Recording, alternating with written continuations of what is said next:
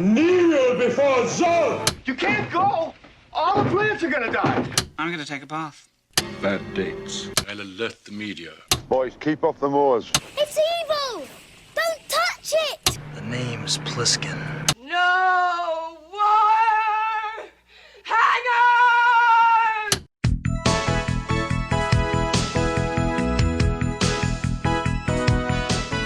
Welcome to a very special Vintage Video Patreon pick, where our patrons at the $100 tier are invited to request any pre-80s title they'd like for a custom review from the Vintage Video team, overanalyzing what you've seen and spoiling what you haven't. I'm Patrick O'Reilly. I'm Jesse Bayless. And I'm Richard Wells. And today, Louis Letizia has asked us to review Capricorn One, released June 2nd, 1978.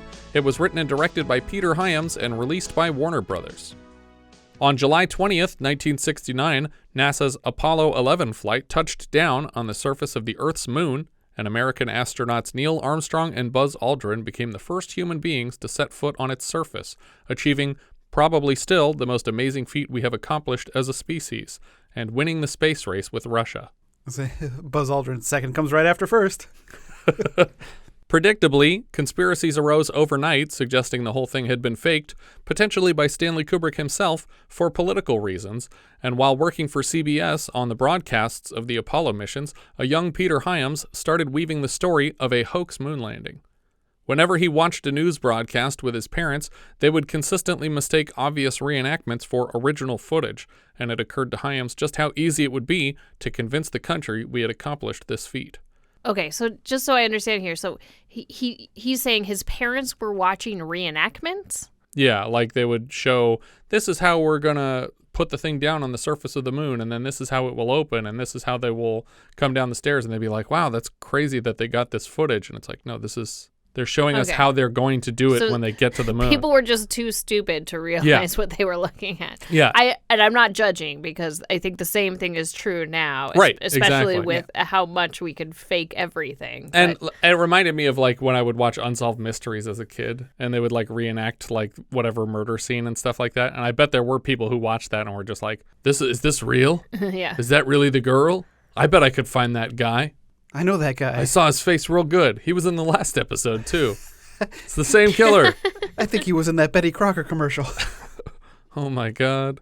He finished the script in 1972, but American trust in their government was still too strong to even consider it. It wasn't until after the Watergate scandal that studios came calling for details on the story. By then, 28% of Americans suspected the moon landing had been fabricated. What? 28%. More than 1 in 4. Hyams took a meeting with Sir Lou Grade, who is exactly the right producer for this kind of a project, and the deal was made in just 5 minutes with a projected budget of $4.8 million. The slim budget meant the production relied heavily on the cooperation of NASA, an organization which ostensibly plays the villain of the film, but they were very generous with their time and equipment, even sparing a prototype Apollo lunar module for use as a prop. That seems like a bad idea. Right? But they were just trying to be friendly. Yeah, but like I think you're reinforcing the already I think they the bad knew, sentiment that the public had about the moon landing. I think that they knew that these kinds of movies draw people into the space program, and any publicity is good publicity for NASA. Yeah. Never a straight answer. That's what that stands for. I feel like it's like which movie was it that the military put so many airplanes in? I know Pearl Harbor got a lot of government cooperation. No, the one that we covered. Final Countdown? Yeah, I think it was Final Countdown. It's like, that's and a they didn't recruitment care tool. It's time travel. Like, what? And at the time, 28% of Americans believed there were time-traveling vortexes on the high seas. There aren't? I joined the Navy for this. Now it's down to just Richard. Because of a delay to the American release of Superman, Capricorn unexpectedly had theaters to itself for a big chunk of June of '77, and it became the year's most successful independent release. The film got 2 novelizations, including one by spy novelist Ken Follett, after whom a character in Hopscotch was named last season, because the supporting cast were all named after spy novelists. Follett's book fleshes out the relationship between Caulfield and Drinkwater much more, and closes with Caulfield landing a job at CBS after his firing from a paper. In 2001, the film was considered for potential new life as a Fox television series, and as recently as 2008, plans had emerged for a film remake with director John Moore attached. But since then, the projects have gone mostly silent. That John Moore? Yeah, your buddy. Oh. From Max Payne? Yeah. Yeah, it was Max Payne. I think he might have switched gears to the Die Hard sequel that he did.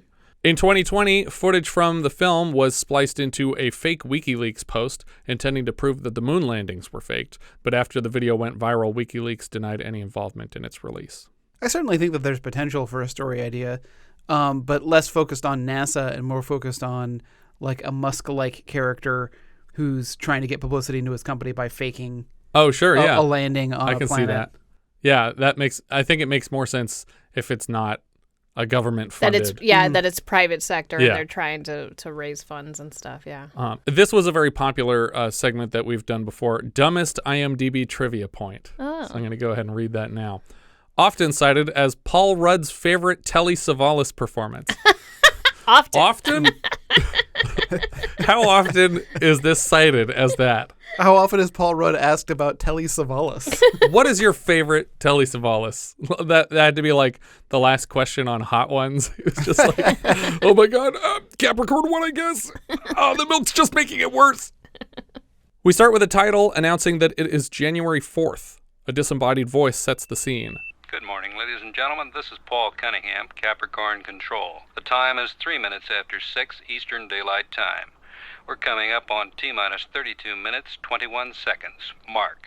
We get this, just classic Goldsmith score. Right. And I'm like, as soon as I hear it, I was like, oh my God. Yeah. Two of Richard's favorite things, a Saturn V rocket on a launch pad and Goldsmith music. But this opening narration, hold on, before I go further, are you going to read more of the narration or? No. Oh. They start listing off what they had for breakfast. Right, yeah. And I'm like, holy crap, that's a lot of food. I don't want to have that much food in my guts when I'm going into space. But then I read up, and I guess astronauts do just eat whatever the hell they want while they're in medical quarantine before they go up. They just say, I'll just eat whatever. Because you don't know when you're going to have Earth food, if ever again. Yeah, oh, yeah, it's Uncle Sam's dime. Yeah, I guess it's kind of like getting your last meal in prison. Yeah. So a lot of people do just get like steaks and lobsters and whatever and just go up with a full belly. It's like, a steak sandwich and a steak sandwich. Bring me the head of Alfredo Garcia. We fade in on a rocket standing tall on a launch pad as the sun rises behind it. The voice introduces the three-man crew, Colonel Charles Brubaker, the command pilot, played by James Brolin, Lieutenant Colonel Peter Willis, played by Sam Waterston, and Commander John Walker, played by Orenthal James Simpson, or O.J. Simpson, as he is known. It describes each of their breakfasts and then mentions that they are on the gantry now, boarding the capsule. Just before they climb inside, a man named Horace Grunning, or Gruning, seemingly on the verge of tears, presents them with his own personal Bible with the hope that these men will bring it to the surface of Mars. I'm assuming he got permission from NASA because any weight changes on this ship are extremely important. Yeah. I was really trying to break down the religious symbolism of this film. Yeah. Especially with this opening of, obviously the title is Capricorn One and Jesus was a Capricorn. And then the presentation of a Bible. Right. I was like, what is there some kind of... What about the St. Christopher medal? Yeah, St. Christopher medal. Yeah. Which featured heavily in our last astronaut on a launch pad aborting the mission sequence in the 9th configuration. I know. Don't say it like I don't know. So, did you guys read anything more into that? Because I really couldn't. I really couldn't find anything else. I was really struggling. Like, we don't go that deep on this podcast, Richard. I was like, well, there are 3 astronauts, like 3 wise men. Maybe? No, it's the Holy Trinity. Yeah. Oh God, which one of them is OJ? He's Jesus, Orenthal Jesus Simpson. This particular mission is codenamed Capricorn One, and supposedly Mars has some connection to Capricorn in astrology. Across the bay at Cape Canaveral, the crowd assembles to watch the launch. We see perpetual bad guy David Huddleston as Hollis Peaker taking his seat. Peaker is given commemorative binoculars to watch the launch and demands an additional set for his wife because he has no interest in sharing. The young man assisting him tries to gently turn down the request before announcing it will be no problem and he'll find another pair. Fanfare announces the arrival of the vice president, and he takes a seat beside Hollis Peaker. He apologizes on behalf of the president. And he asked me to personally express his regrets at being unable to attend this launch. However, there were some very pressing matters that needed his attention in Washington. Like getting reelected. NASA page Mark Hughes returns with binoculars for the vice president and the second lady. The astronauts go through the pre-fight checklist. All right, touch gloves. I was already really excited by this cast. Like, I was like, oh my god, it's great. Yeah. Like the cast just Stacked. keeps getting better. And when people start popping up later in the movie, you're like, oh yeah, I forgot that name was at the beginning of this. Why are they in one scene of this movie? Yeah. The astronauts go through their pre-flight checklist. Gentlemen, we're ready to close the hatch. Anybody want to get out? This is your last chance. Suddenly, seconds from the launch, the hatch reopens and a man leans in demanding they exit the capsule and follow him immediately. This guy's like, there's no time to explain. You got to come with me. There's no time to explain. I'm going to keep saying there's no time to explain, which would probably give me time to explain. Well, we walk for the next 15 minutes. Yeah. There's no time to explain. Please follow me. Are you nuts? I said there's no time to explain. This is an emergency. Please follow me now. Back in Mission Control, everything seems to be proceeding as intended, although we hear one person mention that the destruction sequence is now fully armed. Maybe that's normal? I don't know. Seems like there shouldn't be a destruction sequence. The astronauts are loaded into a NASA van at the base of the tower. The van takes them into a waiting helicopter, and it seems like they put up a bit of a fight before getting into it. Back in the bleachers at Cape Canaveral, the VP is using his binoculars to look at the asses of nearby women, and Peaker notices he's looking the wrong way. It's that big, tall, white thing over there. Can't miss it. Just as the rocket is about to launch, the flight crew are flown away in a small plane and given new outfits to change into. I'm assuming Mission Control is aware of this emergency evacuation because they would otherwise be in constant contact with the crew doing checks and monitoring their vitals remotely. Well, they set it to the test footage recordings. Yes. We even see a readout on the wall that lists heart rate, blood pressure, body temp, but it's all handwritten, like a projector sheet. It doesn't look like it's a live reading. The rocket launches, and all seems well. They reach second stage ignition. As the watching audience vacates the bleachers, Peaker bugs the VP about NASA funding and hopes the president will appreciate the great public interest in space travel.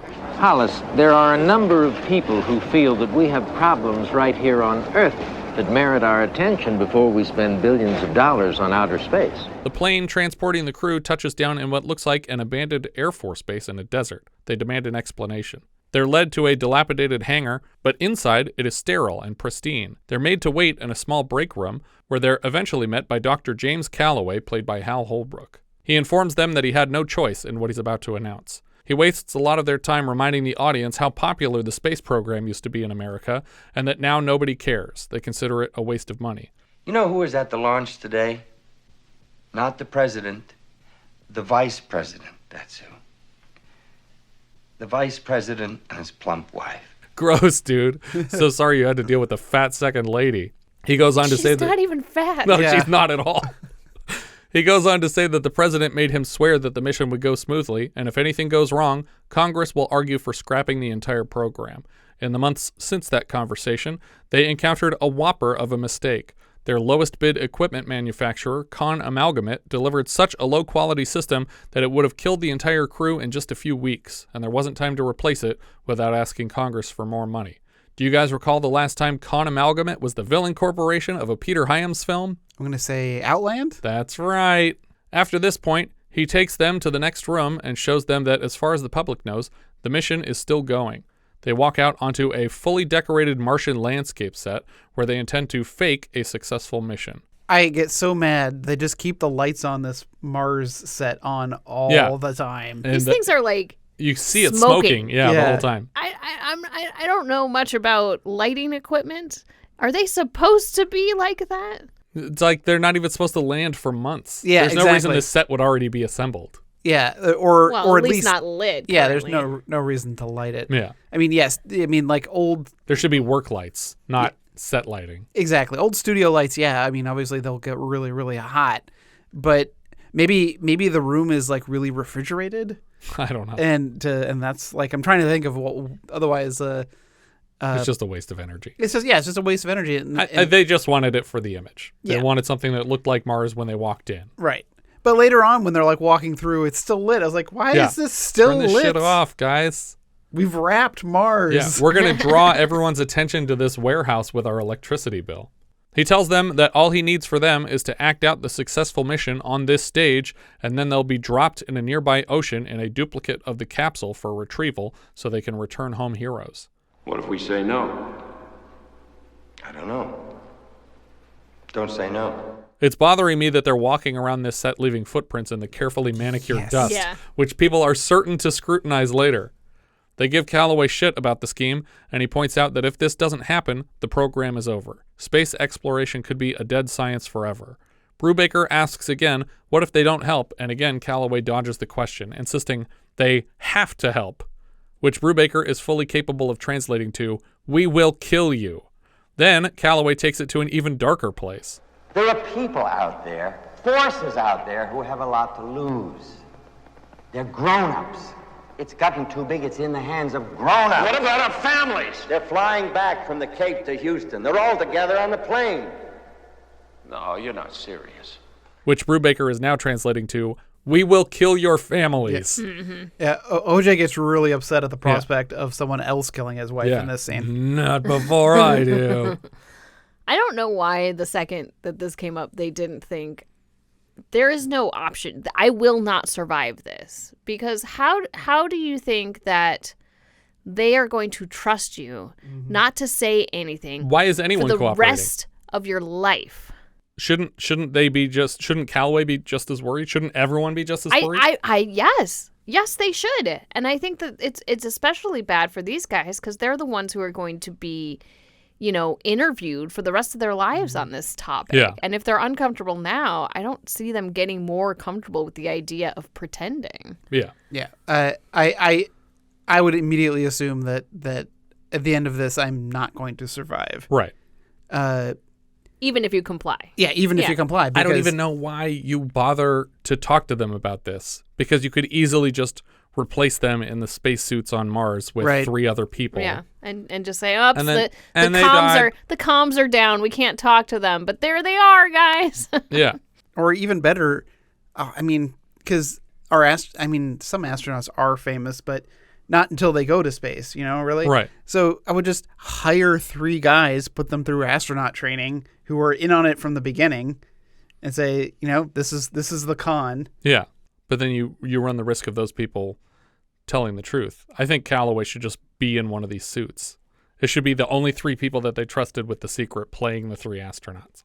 Which would have to be, like, those same 3 people or however many people it took have to deck out this entire warehouse, right, and be able to run all this film equipment. Yeah, talk about a skeleton crew. They really can't involve a lot of people. Yeah. No, but you have to be able to. You have to understand, the broadcast systems. You have to understand the cameras. You have to understand lighting equipment. You have to understand how to do set design. Yeah, this is all below the line stuff. There's no way they're going to find these people and get them to keep their mouths shut. If people are like leaking the Five Nights at Freddy's trailer. I know that's the funniest part, I think, of people who have these ideas of these like deep state conspiracies. It's I bet 1,000 people can keep a secret. Nobody can keep their mouth shut about anything. And you think that lots of people are all very coordinated at this? Yeah, it's not happening.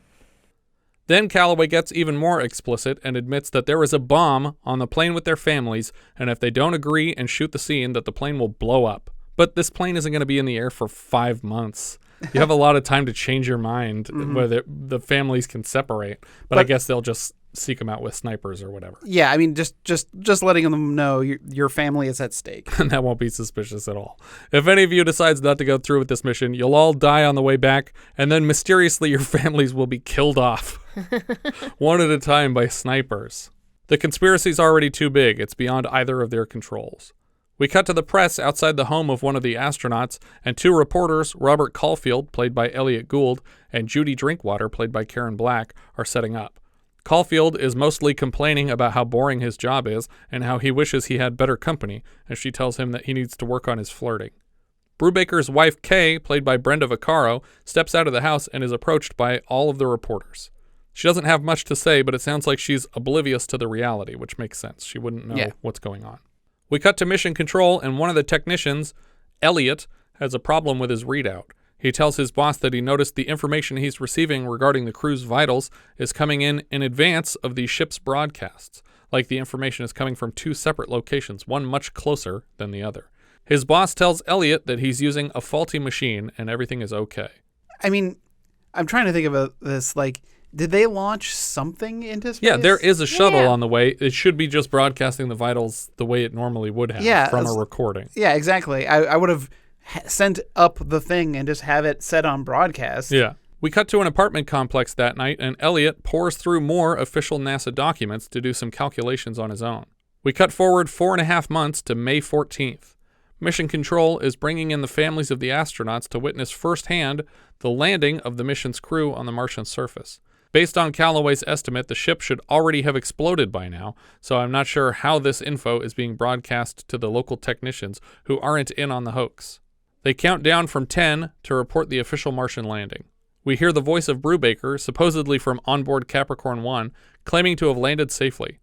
We cut all over Los Angeles to see people celebrate this momentous occasion, and back in Peaker's office, he gets a call from the vice president. He's clearly offended at still having been handed off to second in command. Asshole. Elliott, with the faulty console, goes to speak with Kelloway about his discoveries. Kelloway simply promises to have the console repaired ASAP instead of hearing the man's theories. On the big screen at Mission Control, we can see the landing craft from the same angle as those first steps on the moon in 1969. We see Brubaker take steps down to the surface. I take this step in the journey of peace for all mankind. Inexplicably, this is being shot and edited live, so a slow motion effect is added just as Brubaker leaps from the ladder, much in the same way as the coin toss at the end of IBC's live performance of Scrooge. You cannot include slow motion footage in a live broadcast. I mean, I guess if you have a time delay on the broadcast. But it's like, just shoot this months ago. Right. What are you doing? Mm-hmm. People watch the broadcast on TV all over the world. The next astronaut, Walker, gets another slow-mo treatment. They plant an American flag on the surface. A pre-recorded message from the president is sent to them. The president says that they're 20 light minutes away, meaning that technically they landed on the surface 20 minutes ago, and there was no need for a fake live broadcast. Mm-hmm. We cut to the astronauts on the Martian set where Brubaker reads another prepared monologue. We cut to a bar later that night, and Elliott speaks with Elliott, meaning technician Elliott speaks with Elliott Gould, Robert Caulfield. The technician is clearly troubled by his discoveries at work. It's funny because the actor's name for Elliott is Robert. Is it really? Yeah. No way. Is it really? That's funny. So Elliott playing Robert is talking to Robert playing Elliott. Yeah. He divulges his problems to Caulfield about the response of the higher-ups regarding his faulty console and seeming annoyed by his going above and beyond to investigate the problem. He starts to tell Caulfield that the reading he received could not have been coming from the Martian ship, but then Caulfield is pulled away to answer a phone call. It's a bad signal, and he doesn't seem to have anything helpful to say, but when he gets back to the pool table, Elliott is gone. Back on the Mars set, Brubaker admits to his crew that he's not going to go along with this plan because he can't lie to his family. The other astronauts just want him to go with it because all their families will pay the price, and suddenly it's Brubaker against his own friends. A man, sitting up in the control booth, listens in on the conversation and reports to the people in charge that Brubaker may present a problem for them tomorrow. We cut to the desk of Robert Caulfield, and he's trying to track down Elliott Witter, but every line to the man is coming back out of order. A little over a month later, July 22nd, the families of the crew are gathered again at Mission Control for a phone call with the crew. Elliott's console is wrapped up in a tarp. The wives all check in with their husbands. You sound so close. It's hard to believe you really are that far away in space. It's hard for me to believe it, too. Kelloway seems uncomfortable with Willis's inside joke. I know they should be weightless. Right. And they give no indication. Well, they're kind of strapped into chairs in a really tight compartment. That's the other thing that really bothers me, is that you spent months in a seated position in a capsule. Like, there's no way that a Mars mission would be in a capsule like this. You think it would have a 2001 circular? Nothing like that, but even the Apollo missions had room. More room than this? Yeah. I don't know. Apollo 13 looked pretty tight. It's tight, but they were moving around. That's true. Yeah, we see a lot of Tom Hanks floating. Yeah. Kay tries to talk to Brubaker, or Brew, and he is more reserved than usual. Up in the booth, people keep their fingers on the button, ready to cut the connection the second Brubaker appears to veer off script. Kay tells him that his son Charles won an award at school for a composition, and she offers to read it to him. The poem is about what a great man his father is, and Brubaker is obviously moved to tears by the undeserved praise. The other astronauts also seem affected by his words. Brubaker tells Kay that he has an important message, and the man in the booth prepares to cut the transmission, but all he says is he loves her and his son. He promises to take his son Charles back to Yosemite like they did last summer, and Kay looks confused by the comment. Interesting that he doesn't care about his daughter, though. Yeah. He's like, I love you and I love our son. Anyway, gotta go. I think you can read between the lines. And the rest. Obviously, this is because they didn't go on any such trip, but it's an innocent enough statement as to not warrant cutting the transmission, and it's a way to communicate to Kay that this is artificial in some way, and not to trust what's happening. The next day, Caulfield pulls up to Elliott Witter's place and bangs on the door, but a woman answers. Turns out the place has been rented out since Elliott's disappearance, maybe? Caulfield has been here many times before and is certain he's at the right apartment.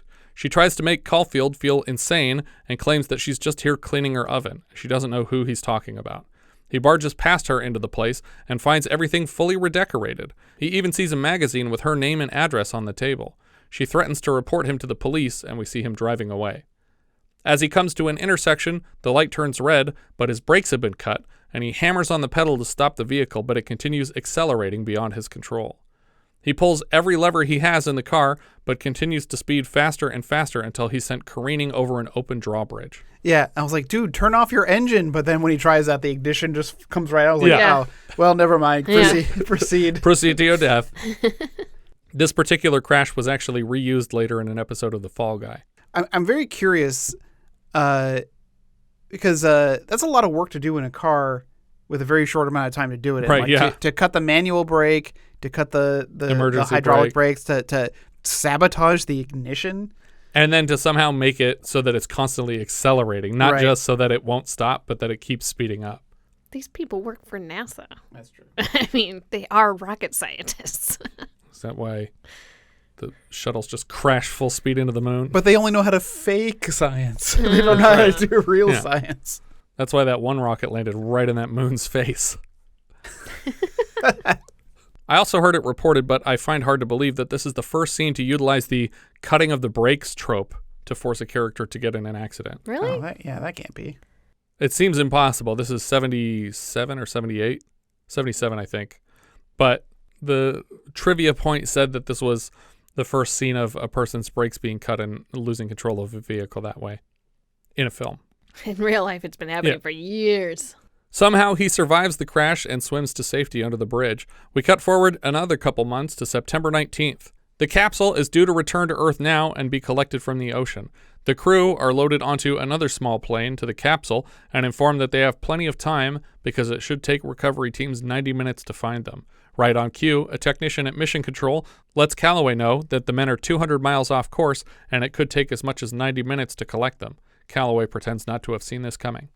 If he knows now that they're off and it's going to take an hour and a half, but they haven't landed yet. Mm-hmm. Right, but they intentionally set it up so that it would look like they were off course so they had more time to get a plane away from the capsule before the recovery crews find it. Yeah, I guess I'm just saying that.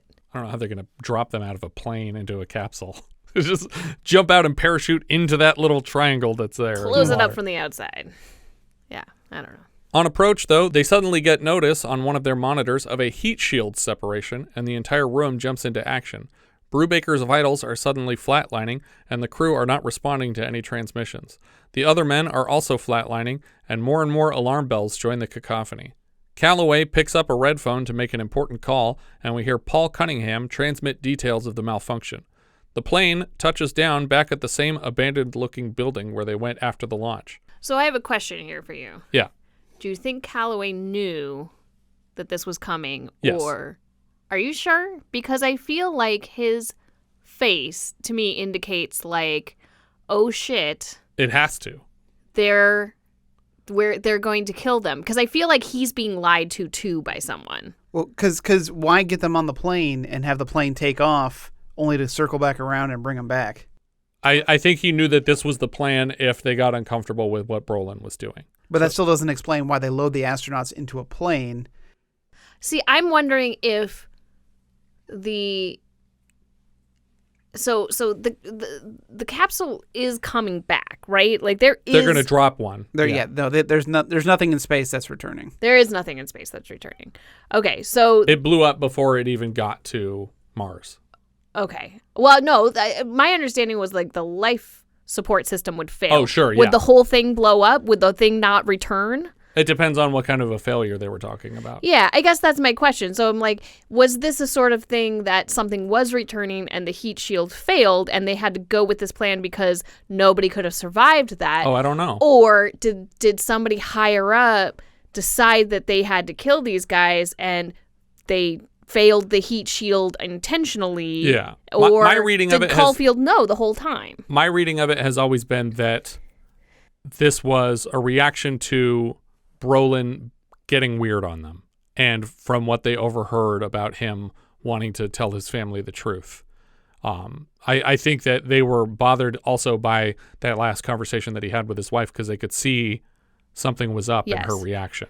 I guess I believe that was the moment that somebody decided. I just don't know that Caulfield knew. I think like when the You mean Kelloway? Sorry. Yeah. Kelloway. When that Kelloway knew, because just his reaction here, he's like, I think they are friends of his. Like he says, they go way back. So that's entirely possible.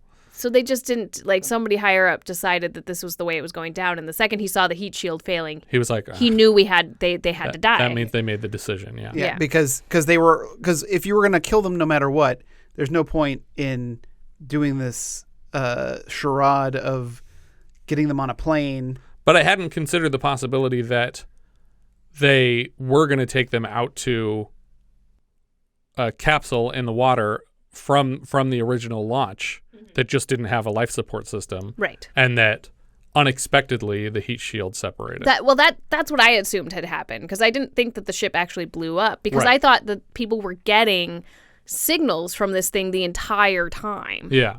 Kelloway enters a press briefing to make an announcement. Ladies and gentlemen, I have a brief statement, and then I will answer your questions. Back in the same waiting room as before, Brubaker tells his friends that the story must be that something happened during re-entry. Brubaker has determined that the official story is that they've died, and he's even figured out exactly what they will claim.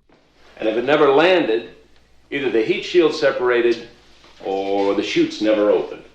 Either way, we are dead. Right. So I don't know if that means I think that confirms confirms the fact that the capsule actually landed. And then the other reason that I thought that was the more ingenious plan was because you have a capsule that has evidence of having gone to space and come back, and the only thing that was missing was the people, and we're going to drop the people in. Right. That makes sense. Kelloway tells the press that the entire craft was incinerated within 12 seconds of the heat shield separation. Naturally, if any of them ever shows their face in public, the whole thing unravels, so the plan must be to execute all three of them here. Brubaker has convinced the men to attempt an escape, at which point they confirm that the room they are in is locked. Brubaker uses his St. Christopher medal from his necklace to pry the hinge pin from the door and take it out of the frame. They actually get the whole way out of the hangar and approach a man waiting with a jet outside. They beat him up and steal the plane. See, and this is where, like, as a henchman, my concern would be, it's like, oh, we're going to be ordered to kill these guys to keep the secret. It's like, but we also know. Yeah. Like, it's like, yeah, but also, like, you can go back to your life and not be accused of having faked the moon landing. That's these true. Guys can't. But you're still a loose end. Yep. Yeah. But everybody's a loose end. It's the astronaut pointing a gun at another astronaut meme, but there's just a line of 6,000 astronauts. I was thinking more of the Benjamin Franklin quote. The only way 3 people can keep a secret if 2 of them are dead. Yeah. Yeah. But it occurs to me still that if this is the actual capsule returning, this wasn't intentional. I don't think they necessarily chose to kill these guys. They had to once the failure happened. Right, yeah. It forced their hand. Right, which is why I think Kelloway looked the way he did when he got that news, when he started to realize what was happening. He's like, well, now we have to kill my friends. But on the other side, he has to at least be happy that he took them out of the thing, because otherwise they'd be dead already. Yeah, they would have killed. Well, they would have died before this moment. Yeah, probably. Yeah. The 3 astronauts beat up the guard and steal the plane. The press asks if this is the end of manned space flights, but Kelloway assures them that this is not the first setback of the program, and they cannot accept defeat so easily. Quitting now would be an insult to their sacrifice. A car blocks the runway in front of the hijacked plane, and Walker, aka O.J. Simpson, tries to yank the stairs back up into the plane for takeoff, but they seem jammed. He eventually gets the stairs up just before they take off, but they break off their left landing gear on the windshield of one of the cars blocking their path, and we cut back to the briefing. I ask all of you here, you be the ones to tell me, how could we best serve these men? By giving up on their dream? By saying that it was all for nothing? The crew makes plans to land anywhere they can touch base with the public or press, and Brubaker worries that their families might be better off if they stayed dead. I'm wondering if that landing gear coming off was intentional. Oh, because you don't think they hit the car on purpose? I don't know, because it plays no part. Right, yeah. Well, their landing's rougher than it ought to be. But they were going to land with 2 wheels on dirt anyway. Yeah. Also, I get really mad. So they're pilots, they're astronauts, so piloting crafts is pretty. But they didn't check the fuel gauge before they took off. off. They didn't check the fuel gauge. But you're in a rush. I get that. What are you gonna do? But also stop and fill it up, Richard. Start pooping into it. Well, but what was the plan for the plane? It can't leave no matter what. Yeah, they're gonna shoot you down for sure. But also, is there not a radio on the plane? Isn't that pretty? It depends standard? on how far out they are. Yeah, I mean, the fact that they weren't even trying to get on a radio at all, I was just like, come on. They soon learn that the plane is out of fuel, and they'll have to land wherever they can find level ground. They find a flat field and touch down safely in the dirt, or as safely as could be expected in their situation. It's shot really well, because they're clearly landing on a runway behind. on a tarmac. But they're throwing up a lot of dirt. Right, but the way they film it is there's just a little bit of a ridge. Yeah. In front of in the foreground. So it just looks like it's landing in the dirt. On the plane, they find a survival kit with 3 cans of water, 3 flares, a mirror that Brolin breaks into 3 parts, and a gun. It's that's pretty convenient that this is all divisible by 3. Yeah. Except for the gun. Brew offers the others the gun first. I'd shoot my foot. I'd shoot his foot. The men decide to split up and maximize their chances of success. They head north, south, and west, because east would be a waste of time. We cut back to mission control and play back the call with the families, and as the camera backs up, we see Caulfield is watching the footage and makes note of Kay Brubaker's reaction to the Yosemite bit. I was like, wait. Who's showing you this footage? Well, who's showing you this footage? But more to the point, someone just tried to kill you. Did they stop trying to kill you? Or have you driven off bridges every day for the last 5 months? I thought when we see him swim away, I thought, oh, he's going to go into hiding. Yeah, that's what I thought too. But here he is. He's just standing there. He's in his apartment later. He's just hanging out. He's living his best life. I guess when someone tries to kill you, you just live every day like it's your last. Yeah. We cut from here to the Brubaker home, where Kay is reading Fox and Socks to her children. It's bothering me how much she's getting wrong, but she's grieving. The next day, the men are still walking through the desert heat, and we see Brew tearing his uniform into strips to fashion a bandana. Caulfield makes a visit to the Brubaker home and knocks on the door. He's greeted by a security guard who tells him Kay is unavailable, but he says, I have an appointment. Why would the government let you make an appointment with this woman if they know that you know the secret? Yeah. He joins her on the backyard patio and asks about her reaction to the Yosemite question. Well, it's all so silly. Wasn't anything that dramatic. Brew just forgot something, that's all. I don't see the purpose in broadcasting that my husband made a mistake about a vacation. Caulfield assures her that this is not for broadcast. It's not for an interview. He just wants to solve a personal mystery. I wouldn't be surprised if his turn in The Long Goodbye didn't land him this role, because he's being very Philip Marlowe here. Yeah. She explains that the trip was to Flat Rock, not Yosemite, and the misstatement is nothing to take too seriously. Back at the crash site, 2 OH-6 Cayuse helicopters find the hijacked plane in the desert and immediately phone it into Kelloway. Caulfield parks his car in a Wild West town and so these two helicopters become like my favorite secondary characters because like they're hovering around, and when they get the call to split up, they look at each other and kind of almost nod and then continue on. Flotsam and jetsam. Yeah, exactly. Very much like that. Yeah, like the whole time, whenever they're appearing, they're like so menacing. Also, why are they in the same place the whole time? You only have 2 helicopters. You can't send that many more because. Yeah. But if you need to search the widest possible area, they should not be right next to each other this whole time. Mm-hmm. Also, but yeah, like I like the fact that they kind of turn and like confirm with each other. They didn't land. No, they didn't. They didn't look in the plane. They're like, it's empty. Oh, there's no one there. No one there. They just fly off. They didn't land at any point and search the plane. They got a big glass plane so they could see the whole way through it. It would have been really great cinematically if they just went just opened up fire on the plane. It's empty. What is a gun? Caulfield parks his car in a Wild West town in Flat Rock, Arizona. When he stops to read a sign, 2 gunshots ricochet off a wall beside him and he dives to the dirt. Are these the same assassins? I told you we should have bought more than 3 bullets. Let's just grab them.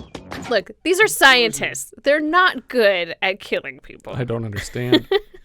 We hear tires squeal as a car peels out and he flees the scene. Sorry. My God, we're the U.S. military. Killing people is supposed to be our job. We cut back to the desert and the helicopters fly dangerously close to one another and even turn face to face needlessly to pantomime communication. They pass over a dirt ridge, and when they sound gone, Brew shakes off the dirt and continues moving. We see an insert that he has left the gun behind. This is irrelevant. Yeah, I do like this though. He's obviously the best survivalist of the 3 of them. But I think they all should have maybe talked about the fact that they should roll in dirt a little bit. They're wearing bright white flight suits. If you hear helicopters coming, hide. Kelloway stops by to visit Kay. She tells him that her son Charles is taking the news like a champ, but she hasn't told her daughter Sandy yet. They kiss on the lips. Yeah, that's what I do whenever I it's see very Brenda. European. I was like, you wouldn't understand, Richard. He just comes in and he kisses her on the lips. I was like, that's when I was like, oh. Yeah, I was like, is she having a thing with this guy? No. She's not. She had her husband incinerated for that Holbrook dong. Hal's Holbrook. Hell's whole brick. What? That's gross. That's gross, Richard. Why would you say that? Man. There's so many like shuttle and launch analogies we could be putting in here. This is not good. Capricorn One. Kelloway tells her the memorial will be Tuesday in Houston and the president will be there to make a speech. He begs her to attend, but she's clearly not interested. She asks if Brew's death was a painful one, and he assures her it wasn't. He died doing what he wanted to do. Something he felt was important enough to die for. I know. I don't think it was important enough for him to die for. She agrees to go, but only for Brew's sake. We cut back to Walker in the desert suffering from dehydration. He faints coming down a hill and rolls end over end into a dry riverbed. Just wanted to go back to that scene where he's visiting her. Yeah. So I think he asks how the kids are doing. Yeah. And she's like, oh, Charles is fine. And I forget the daughter's name. Sandy. Sandy doesn't know. Yeah. She literally says Sandy doesn't know. Yeah. She hasn't told her. But Sandy's littler. She's not that little. You see her at the funeral. This is like a 6-7-year-old child. I could beat the shit out of that kid. That kid was tiny. I'm just saying, like, you're literally asking her to go to a memorial that's like, 2 days away? Yeah. And the kids are there at the, spoiler alert, the kids attend the memorial with her. And I'm like, she doesn't know her dad's dead. You're about to take her to the memorial? Yeah, it's like in Tim, where they were like, can you watch Sandy while we go to Dad's funeral?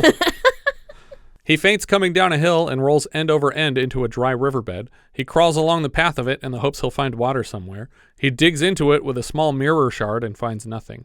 He cries out for his wife Elizabeth and uses her memory to push himself forward. He sees birds ahead and keeps pushing toward them until suddenly they are helicopters and he is caught. He leans back against a rock formation and accepts defeat. He fires off his flare and Willis and Brubaker both see it from their positions. Kelloway gets the call about Walker and guesses correctly that if Walker was north of the plane, that the other two are the same distance to the south and west. Caulfield appears again at the Brubaker home, and he seems a welcome face here.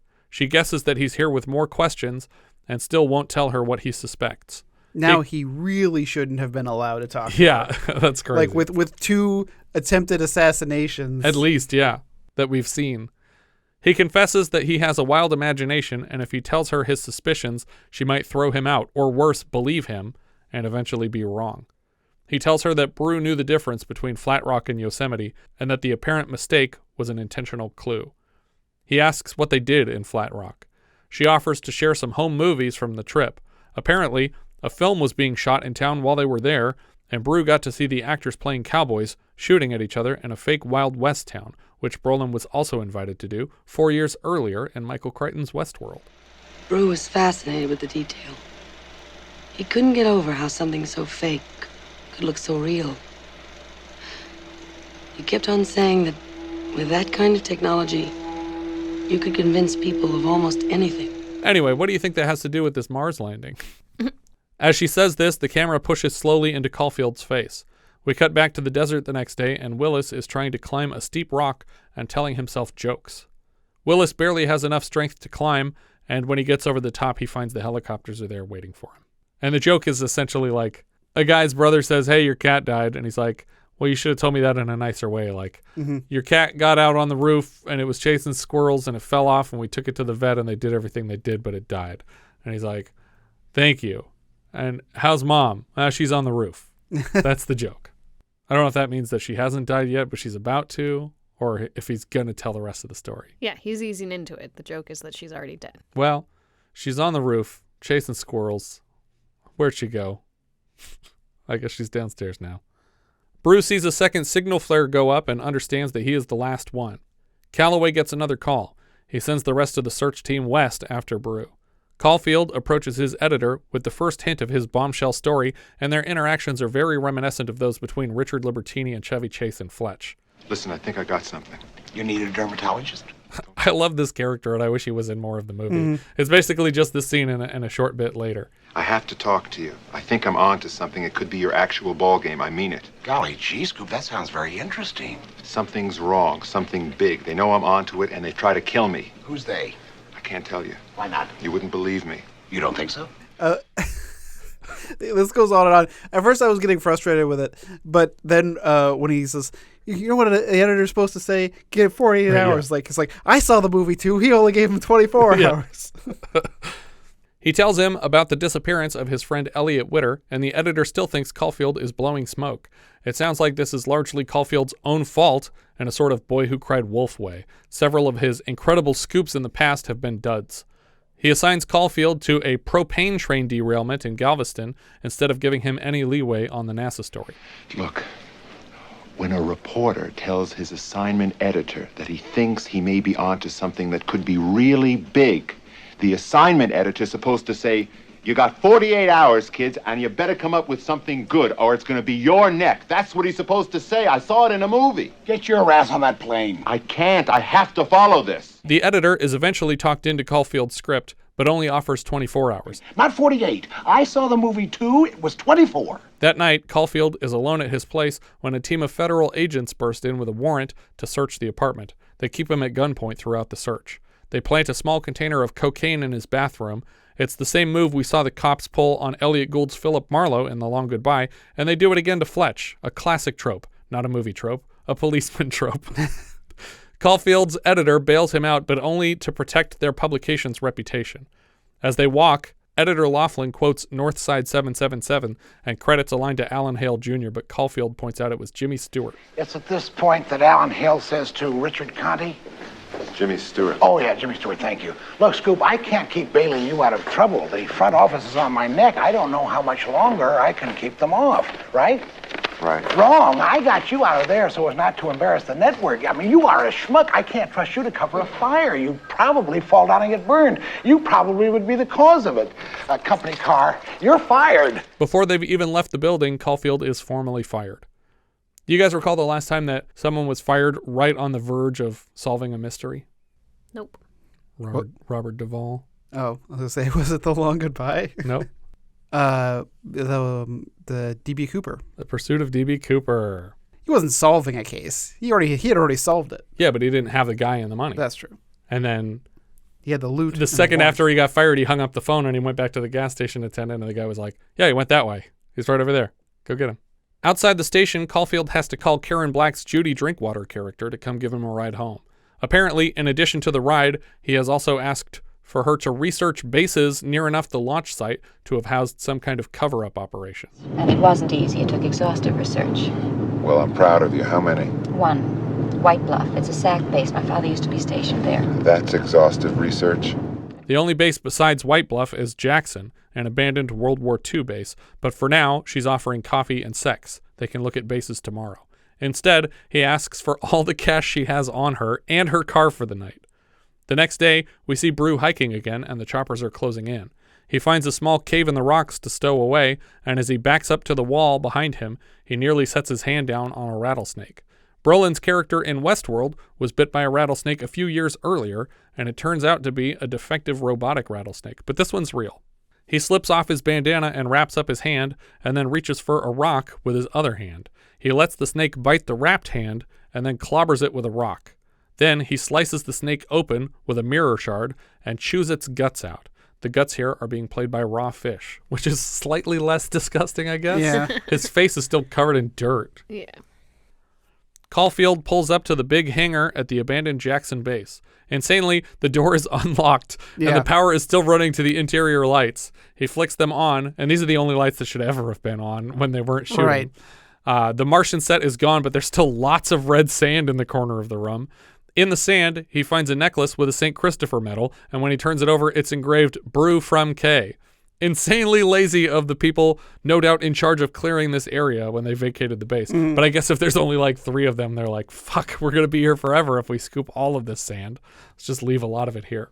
Let's just spray paint it white. Yeah. That's the color it was when we got it. Ran out of floorboards, so we painted the dirt. Pretty clever. That night, Brew stumbles through a terrible windstorm in the dark and picks a random place to rest. In the morning, Caulfield pulls up to a crop dusting service, offering to rent a plane. The owner, Albain, played by Telly Savalas, says he intended to co-own the business with his son, but his son didn't want to fly planes, so now his kid is a pervert lawyer, because everyone this guy doesn't like is a pervert. Yeah. He tells Caulfield it's $25 to dust a field, but he ain't no farmer, so it's $100. Caulfield pulls out the cash and the price jumps to $125 since he didn't flinch at $100. I would have crop dusted for him way cheaper than that. I just had a big burrito. I'll get you right now. They leave to search for Brew, and I have no idea why NASA doesn't have 100 helicopters out here looking for the man, because it would be much worse if anyone else found Brew first. We cut to Brew sleeping in the sun with a scorpion crawling on his face. He jumps up and shakes it off before continuing his directionless hike. I was trying to do like a desert bingo, and I was like, okay, rattlesnake, scorpion, okay, we got a tarantula in there somewhere. He notices a small gas station about 100 feet behind him. He stumbles over to it, but there's nobody here. He drinks from a sitting trough of water. We cut to Kay Brubaker's home, where she and her children are being picked up and driven to a funeral. 2 of them know where they're going. Brew breaks a lock off a door to enter the gas station office and use the phone on the wall. Should call him Brew Breaker. But why would there be a payphone in the office? I guess you just had to pay at every phone. Yeah. Brew breaks into a Coke machine and dumps out some coins to make a call with. He calls his own home, but his whole family is away at his funeral. When Brew sees the choppers coming, he tries to hide inside, and Caulfield orders his pilot to land here. The pilots of the choppers approach the gas station and look through the windows into the place. This made me mad. I didn't want the helicopters to be actually piloted by people. You wanted them to stay helicopters? To stay helicopters. You're much more entertaining characters than you're just helicopters. The pilots of the choppers approach the gas station and look through the windows into the place. Albain, the crop duster pilot, says that he wants half of whatever loot Caulfield is expecting out of this operation. Brew hides with a crowbar ready to strike and hits one of them in the head before running out to the road. One of the helicopter pilots. Yeah. He sees Caulfield. He just hits Telly Savalas in the head and he dies. That's not what happened.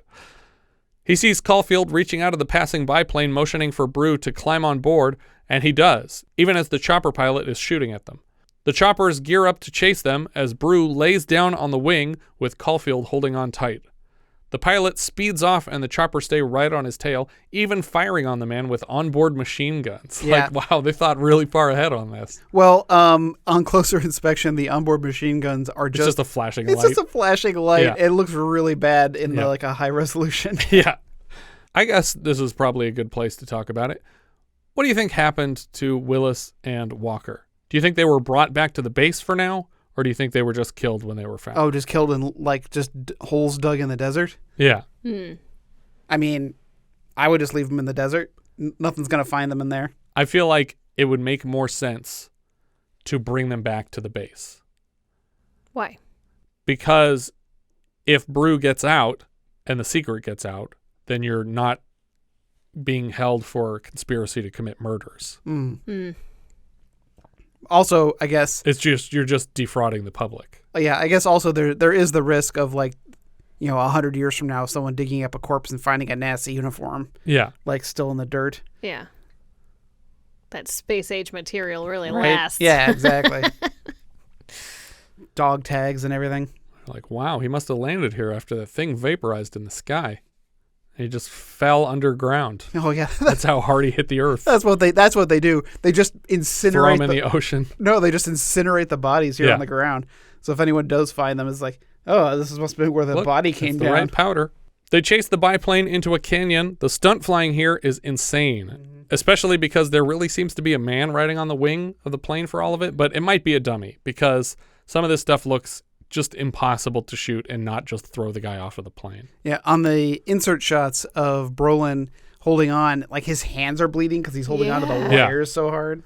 The stunt pilot, Frank Tallman, admitted that the stunts in this film were among the most dangerous of his entire career and maybe the most dangerous in any film. Sadly, Tallman didn't live to see his work on screen because he crashed a twin-engine Piper Aztec in the Santa Ana Mountains a couple months before the film's release. Oh, no. The choppers continue firing on the plane, and when he notices they are directly above him, the choppers start banging their skids against his wings. The pilot tells Caulfield to pull the lever to dust crops and releases a lot of smoke in the face of the choppers, who are blinded and then crash face first into the rock wall of the canyon. It's a really good crash. It is. It's so good. Yeah. I feel like they wanted them to explode in a ball of fire, and the first one doesn't explode at all. It just hits and breaks apart. But then the second one hits, and then on a bounce it explodes. Yeah. And it looks really good. Yeah, the way they just crumple into the mountain was like, not everything is a big Hollywood fireball. Yeah. But there's even, like, I think, like, what you're saying, though, is true because as far as it was supposed to explode. Yeah. Because in the debris field, there's this giant tank of fluid that's falling out of the helicopter. I was like, I bet that was... They must have just refueled. Perverts! Remember, I get half! We cut away to the president's speech at Brubaker, Willis, and Walker's joint funeral. Is it the president or is it the vice president again? I think it's the president. I thought it would have been funny if they said the vice president again to the funeral, like, lol, fuck you guys. The cemetery is now the site of a new eternal flame labeled the Men of Capricorn One and their names. During the speech, Drinkwater's car comes racing through the cemetery. There's no way that this car would get anywhere near a funeral that the president was attending. Yeah. But this is a movie, so I'll give it a break. It's fun. We're having fun, right? It would have been better. I know they couldn't have gotten permission to crash a plane into a cemetery. Oh, my God, yeah. But it would have been more fun. Believable. Yeah, because like then he could get around any kind of ground security. I know it's a no-fly zone around the president, but this is the 70s, you know? You get that scene from The Mummy where the old guy crashes the biplane and then he just sinks into quicksand. Yeah, Telly Savalas is dead, but it just sinks into a grave. He sinks into a grave that they dug the night before, and then you look up and it says Telly Savalas on the tombstone. What the hell? Why is he at a military graveyard? How do they know? He may have served. I don't actually know. Yeah. Caulfield and Brubaker step out of the car and march toward the eulogy in slow motion as people start to realize who has just arrived.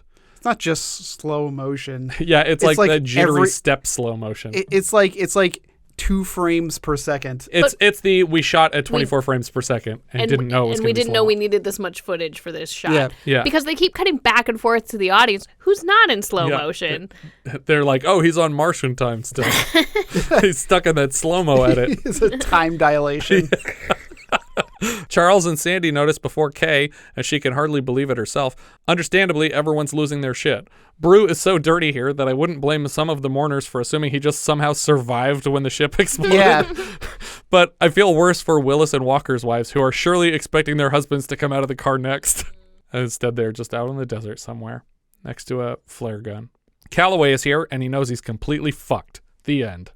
Yeah. We freeze frame on this awkward, dirty face of James Brolin.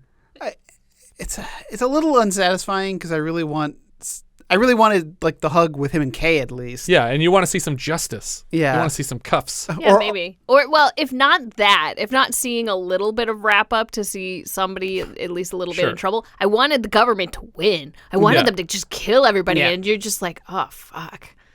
Ugh. Yeah.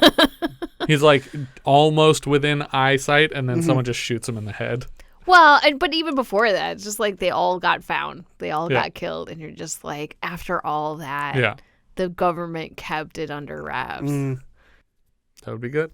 I would have liked to have gotten Brolin back to Brubaker, and then we just cut to where Kelloway was, and he's just running. Running down the graveyard. But it's in fast motion now instead of slow motion. To make up for the... Yeah, exactly. What? It's got to balance out. Yeah. Do you think he's the mastermind behind all this, though? No, I mean, he's not. I think he's as much. He got screwed. Well, but he's as much being manipulated in this situation as they are. I think that they could be threatening his family's lives. He might have avoided this by not pushing so hard to protect the program that he guaranteed that this mission would go off without a hitch.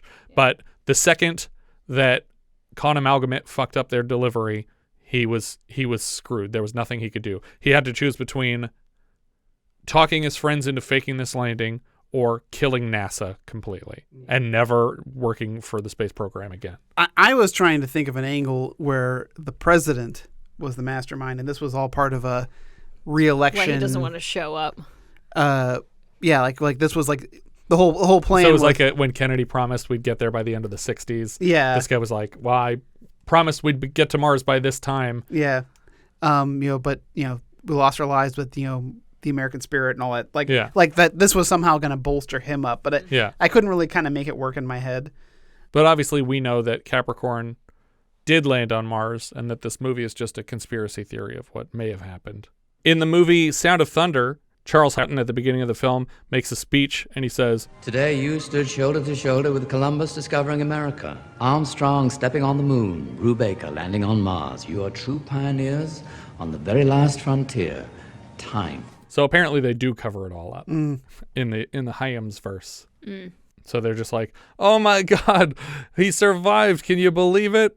Airbags in the capsule. Sprinkler system in the back seat. Can you believe it? Yeah, that's probably what happened. Kay, will you play Nintendo with me? Yeah, big thumbs up for me. I love this movie. Yeah, I had a really good time. Actually, my memory of it was that the helicopter chasing in the desert was like 99% of the movie. And so in my head, I was like, I feel like this was one of those ones where I really liked the concept, but then the execution bored me, and it did not at all. When I was rewatching it, I was like, oh no, this is actually pretty awesome the whole way through. Yeah, it was great. I had never seen it before. I enjoyed it. We mentioned it earlier. The only weird thing is that it's such a, I mean, it's not a big star cast, but they're definitely names of people who are known. Yeah. Like Karen Black and Huddleston is like, none of these characters really have any kind of thing to do. Yeah, each of them did maybe a day on set. It's like, what did Huddleston's character even provide to the story? And I read somewhere that he's a senator. Right. But it's like, is that really implied enough in the story? It just seems like he's someone higher up at NASA, but I'm assuming he's a Florida senator. Or Texas. Because they're in Texas. Oh, right. Yeah, sorry. Because they're with Houston. Yeah. Oh, I know what I wanted to say. When they disappear Elliott, that seems to be like the most complicated thing because there's all kinds of other technicians who know that he exists. Right, who aren't in it. Elliott wasn't in on it. So that means all the other technicians that were working in that room were not in on it. Right. So when Elliott suddenly disappears and then everyone, Hal Holbrook would just go, I don't know who Elliott is. I've never heard of this guy. Yeah. Like, you can't do that to all these people because they know him. Yeah. Maybe they don't, though. Maybe he specifically kept that guy separate from everybody. He just kept so that nobody would know his name. And that woman who lives at the apartment, if I was Caulfield during all those months, I would have shown up every day. Yeah. Just you still live here? You still live here? Just to make sure that this woman can't do anything else with her life. Did she just hang out? Did they just say, hey, live here? here, and we'll send you money to just live here. Yeah, but you have to say that you've lived here for over a year Yeah. because that's what we're going to set up for you. Yeah, and the apartment complex will have records proving that you've paid your rent here for over a year. Also, we've bribed the neighbors. Yeah, so now Elliott's landlord, who hated him already, helped to get him killed and is getting money out of it. Yeah, there's way too many, you keep involving people who don't need to be involved. Yeah. Just keep blowing Elliott off. He's not telling anybody important. Yeah, he's only telling you guys over and over again. Just be like, yeah, that's weird. That's a bug. But the problem is that he was telling Caulfield. Well, and I think that I'm sorry to be a terrible person to think this way. Wouldn't it be easier to just incapacitate him mentally than to disappear him and just be like, he doesn't know how to speak anymore. He's brain dead.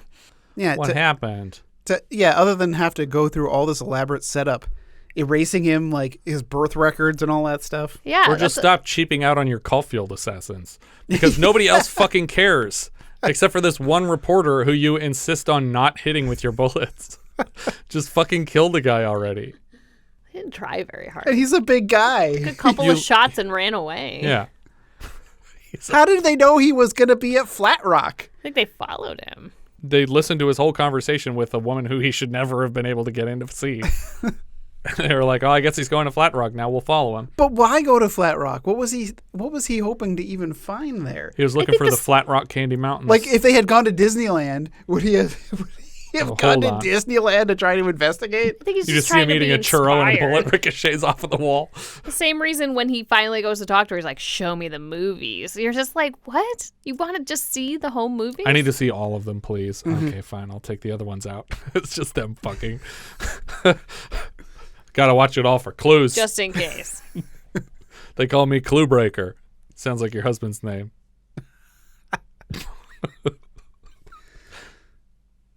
Capricorn One, ladies and gentlemen. Was that 3 thumbs up? Oh, yeah. Yes. Okay. And it was funny because we just, I know you're just about to read off the list of names, so I should probably just shut up and say it. But because we were just talking about Peter Hyams. Shut the hell up. No, we were. That is true. Our writer-director here was Peter Hyams. He previously wrote T.R. Baskin, which also features Con Amalgamate and Peter Boyle working for Con Amalgamate. And then later he directed Busting. He wrote and directed Busting.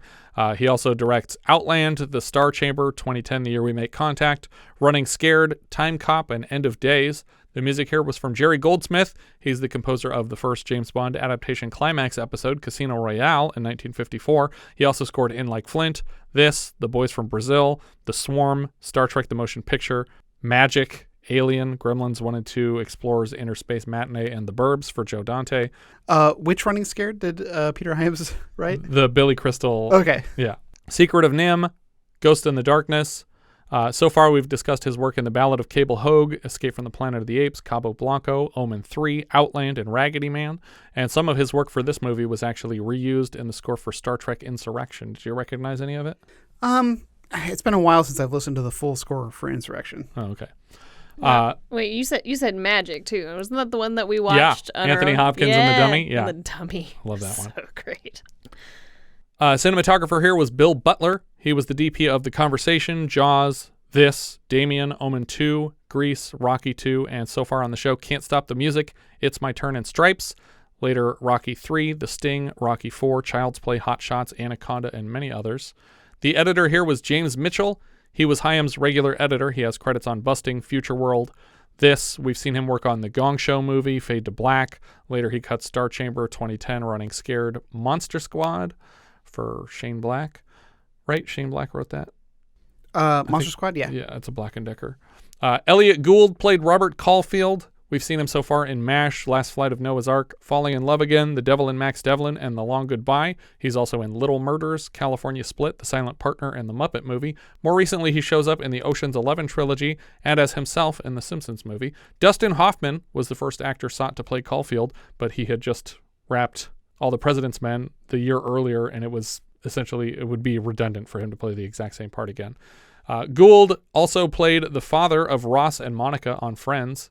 He was nominated for an Oscar for Bob and Carol and Ted and Alice, and he was at the time the ex-husband of Barbara Streisand, who had since remarried James Brolin, who plays Charles Brubaker here, he was John Blaine in Westworld. He shows up as Dr. Kiley in 170 episodes of Marcus Welby, MD, before showing up in the Amityville Horror in the late 70s. We reviewed his work last year in Night of the Juggler and High Risk. He played Peter McDermott in 115 episodes of Hotel. He played Pee-wee in the film Within a Film in Pee-wee's Big Adventure. He's also famously the father of Thanos actor Josh Brolin. And for this part, producers had considered Paul Newman and Charles Bronson, only one of whom, I believe, has astronaut potential. I don't see Bronson in space. It would be funny if Barbara Streisand left James Brolin for Telly Savalas. She could have been married to everybody on that plane. Brenda Vaccaro played Kay Brubaker. She was Shirley in Midnight Cowboy, Eve Clayton in Airport 77, and Bianca in Supergirl. We've seen her so far as Monica Gilbert in The First Deadly Sin and Florinda in Zorro the Gay Blade. She also provides the voice of Ardith, Jay Sherman's ex-wife on The Critic. She was the mother of Joey on Friends, so between her and Gould, half of the Friends cast are covered here. She was also nominated for an Oscar for Once Is Not Enough. Sam Waterston played Peter Willis. We had him in Hopscotch and Heaven's Gate so far. He's also in The Great Gatsby, The Killing Fields, for which he was Oscar nominated, a shitload of Law & Order, and he's a spokesperson for Old Glory Robot Insurance. O.J. Simpson played John Walker. He was a footballer. He played for the Buffalo Bills for a while and maybe some other teams. Who knows? He had previously shown up in The Towering Inferno barely and was cast on the strength of that performance and in the hopes that his successful football career would draw in viewers for television broadcasts because they weren't expecting this to be a moneymaker in theaters. They thought all the money was in the syndication rights. He was Detective Norberg in the Naked Gun movies. Peter Hyams did not want O.J. for the role, preferring Robert Hooks or Bernie Casey. Hyams has since joked that O.J. being in this and Robert Blake appearing in his earlier film Busting means that he has directed two leading men who were subsequently tried for the first-degree murders of their wives. Yeah. That's his trivia. Hal Holbrook played Dr. James Kelloway. He was Mark Twain on stage a lot. He was Deep Throat in All the President's Men. He played George Washington in John Adams. He played Lincoln in Carl Sandburg's Lincoln and North and South, the Civil War miniseries. He played Francis Preston Blair in Spielberg's Lincoln. He also played Maxwell Monroe, another fictional president, in Under Siege. We saw him last as the American president in The Kidnapping of the President. He's Oscar nominated for his performance in Into the Wild, and he just passed away a couple years ago, 2021. Pretty old. I think he almost made it to 100. Karen Black played Judy Drinkwater. She's in Easy Rider, 5 Easy Pieces for her Oscar nomination, Day of the Locust, and Family Plot. She plays different characters in all 3 segments of Trilogy of Terror. She also plays herself in Altman's The Player. We saw her last in Burnt Offerings. And she sort of reprised the role of Miss Allardyce by playing a similar character with the same name in 2013's Ooga Booga. She appeared with Waterston in The Great Gatsby, and the Judy Drinkwater part was officially offered to Candice Bergen first, who turned it down, but would work later with Hyams as the voice of Hal 9000's girlfriend, Sal 9000, in 2010, the year we make contact. Telly Savalas played Albain. He was Private Sievers in Cape Fear, Fedo Gomez in Birdman of Alcatraz for his Oscar nomination. He was Blofeld in On Her Majesty's Secret Service, Sergeant Joe in Kelly's Heroes. He appears with Elliott Gould in this, Escape to Athena, and The Muppet Movie. Amusingly, this part was written for a different Blofeld, specifically Donald Pleasance. In keeping with the Friends theme, Savalas was the real-life godfather of Jennifer Aniston. He wrapped up his entire part filming in one day. David Huddleston played Hollis Peaker. He was Big Lebowski. He's Olson Johnson in Blazing Saddles, and we've seen him so far in Gorp and Smokey and the Bandit 2. David Doyle played Walter Loughlin. He's lots of cartoon voices. He appears on Tailspin, Darkwing Duck, Goof Troop. He's W.W. Wacky on Bonkers. He's also Stu Pickles Sr., the grandfather from the Rugrats, but he is likely best known as Bosley from Charlie's Angels, not to be confused with Boswell, the red healer from Road Games. Because those are often confused. Very similar, very different. Lee Bryant played Sharon Willis. This was her first film. We've seen her so far as Mrs. Hammond in Airplane, a role she reprises next season in Airplane 2, which also takes place in space. In keeping with the space theme of her credits, she appears in director Robert De Niro's The Good Shepherd as the wife of actor Keir Dullea, who we just had as David Bowman in 2001. Denise Nicholas played Betty Walker. She reunited with Brolin and Bryant on the TV series Hotel. She was also Liz McIntyre in Room 222 and Harriet DeLong Gillespie in the Heat of the Night. She's also Joan in Ghost Dad. Robert Walden played Elliott Witter. He played Sperm in Everything You Ever Wanted to Know About Sex But Were Afraid to Ask. He also played Fran Drescher's dad in 34 episodes of Happily Divorced. He was also Donald Segretti in All the President's Men with Hal Holbrook. James Sicking played Control Man. We've seen him now in Escape from the Planet of the Apes, The Competition, and in Hyams' Outland, and he's back next for Hyams' The Star Chamber. He's also C. Thomas Howell's dad in Soul Man. Alan Fudge played Capsule Communicator. He's Ed Hobbs in The Natural. He's a loan officer in Edward Scissorhands. James Karen played Vice President Price. He also appeared in All the President's Men with Holbrook and Walden. He's Mr. Teague in Poltergeist. He's Frank in Return of the Living Dead 1 and 2. And he's Wally Brown in Mulholland Drive. He played Robert Sanborn in MacGyver episode Fraternity of Thieves. I think that's the guy who collects butterflies and is sending poison around to kill people. Daryl Zwirling played Dr. Bergen. He was Mr. Lynch in Grease and Hollis Mulray in Chinatown. Milton Seltzer played Dr. Burroughs. He was Izzy in The Lost Amadeus and Romberg in The Wall, which are both MacGyver episodes. He's also Merlin Kinkle in Tapeheads. Lou Frizzle played Horace Gruning. He was Nat Dearborn on Mary Hartman. Barbara Boson played Alva Leacock. She was Jane Rogan in The Last Starfighter. I think that's the mother of the main character, right? Because the kid's name is Alex Rogan, right? So Jane Rogan is probably the mom. She appeared with James Sicking on Hill Street Blues, and she makes regular appearances in cop shows Murder One and Cop Rock. John Cedar played FBI Man No. 1. He was Hawkins in Death Hunt. Trent Dolan played Man Ed Hanger No. 2. He was Isbell in Sir Lou Grade's Raise the Titanic. Todd Hoffman played NASA Usher. He was The Weenies in Weird Science and Wheels in Meatballs. What is The Weenies? Is that a band? I don't remember The Weenies. I haven't seen Weird Science recently enough. Kenneth White played Tracking Technician. He was Chester in Up the Academy and Burly Man in Carbon Copy. James Bacon played Reporter No. 4. We saw him last as General Faulkner in Escape from the Planet of the Apes, and he has mostly reporter credits, like here and in Meteor, and so far on the show in The Man with Bogart's Face and Charlie Chan in The Curse of the Dragon Queen. Ron Cummins played FBI Man No. 2. He was Police Lieutenant in Ghostbusters 2. Dennis O'Flaherty played FBI Man No. 3. He was a writer on 8 episodes of the original TMNT series, 1 episode of Legend of Zelda, 4 episodes of Captain N, 1 episode of Batman the Animated Series, 1 Sonic, 1 Biker Mice, 1 Where on Earth is Carmen Sandiego, and 5 Street Sharks. Nice. Good stuff. Good resume. Yeah. John Davison played Reporter Uncredited. He was a regular Verhoeven producer for titles like RoboCop 1 and 2 and Starship Troopers. He also has producer credits on Piranha, Airplane, White Dog, Twilight Zone, Top Secret, and a 2009 release of Joe Dante's The Movie Orgy. And he's the voice of Ed 209. Oh. He does the voice of the Ed 209 robot. Bob Harks played a reporter. He was the university dean in Forrest Gump and a priest in Flashdance. Monty O'Grady played ceremony guest. His credits date back to the mid-20s. He was a guest at Rick's in Casablanca. He's a party guest in Heaven Can Wait. He has a minor role in Giant, Around the World in 80 Days. He's a nightclub patron in 0 Hour. He's a party guest in The Sound of Music, and we saw him last as a diner patron in American Gigolo. Hank Robinson played reporter. He seems to be an umpire by trade, as he's played one in Brewster's Millions, Naked Gun, and an episode of Quantum Leap. Bob Templeton played military officer. He was a crewman in Night Moves and Prince Carl in Day of the Locust. Arthur Tovey played a spectator. He was Wilbur in Back to the Future. Manny Weltman played reporter, and he was Robbie Miller in Dr. Detroit.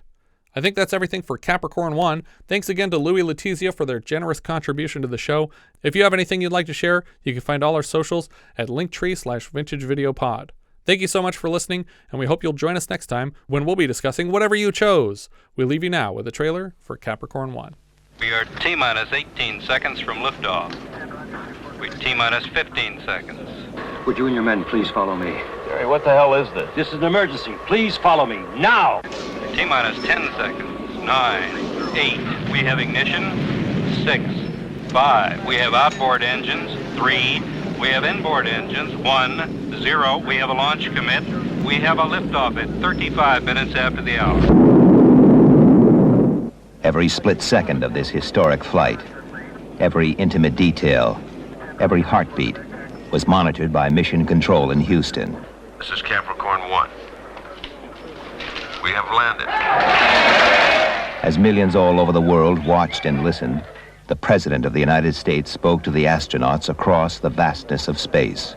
To the men of Capricorn One, I bring you greetings from your fellow Americans. There's only one small catch. It never happened. It's all a lie, a fantastic $30 billion hoax.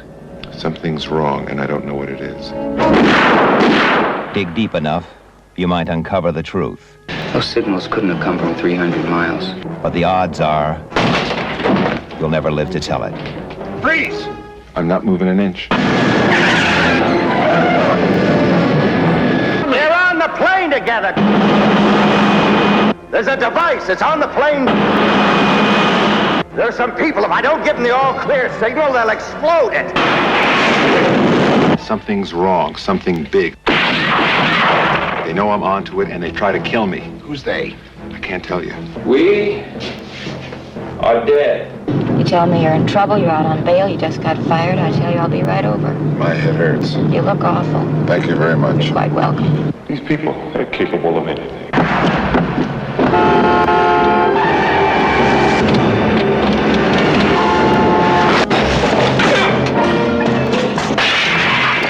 You sound so close. It's hard to believe you really are that far away in space. It's hard for me to believe it, too. You're up to something. You want my help. It's gotten out of control. It's too big. Capricorn One, this is Houston. Capricorn One, we show red on the heat shield.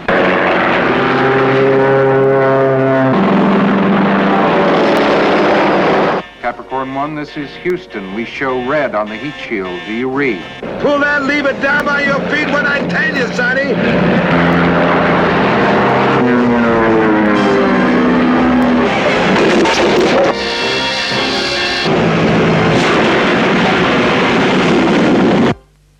Capricorn One, the mission that never got off the ground.